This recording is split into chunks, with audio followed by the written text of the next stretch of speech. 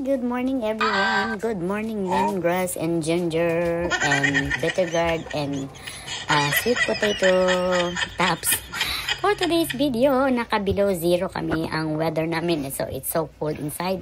So nagsawa naman ako ng isang linggong isda at Filipino food.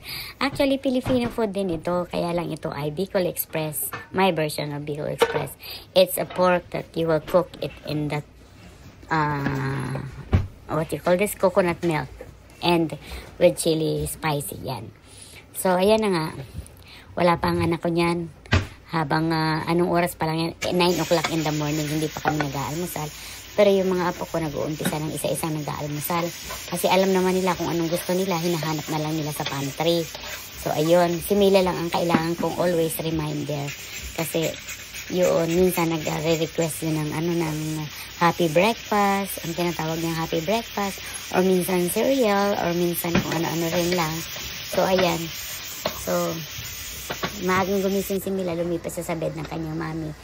So, ako naman tumayo na kasi wala pa yung anak ko. Sabi ko, gusto kong magluto ng Bicol Express, pero habang ako'y nagluluto, nagsasangkot siya ng pork, ako'y nagkape. Kumain ako nitong napakasarap na tong waffle na may palaman na peanut butter and chocolate. 'Di ba? Nakakataba naman. So yan ang kinain ko. So ayan ganito ako magluto ng Bicol Express. Kailangan ko munang palambutin ng konti ang pork and then you can add when it's done already, when it's like na yung sabaw. Ito na kasi mag-English meal na. Natuyo ng sabay, lagay mo na yung garlic and onion at sangkot sa mapusan. Medyo mahaba-haba ng konti, mga 1 minute.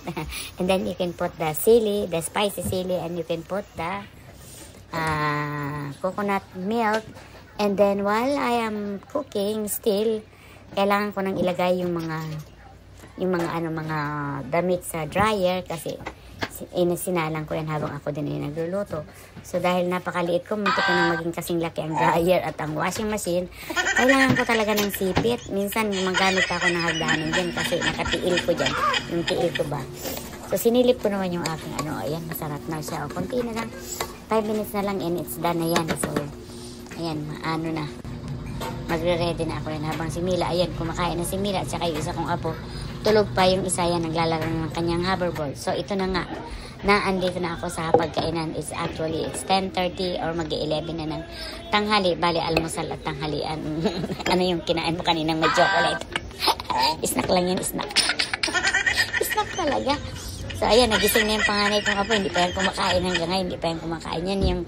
Kasi kung anong gusto niya, kinakain niya lang. Thank you for watching.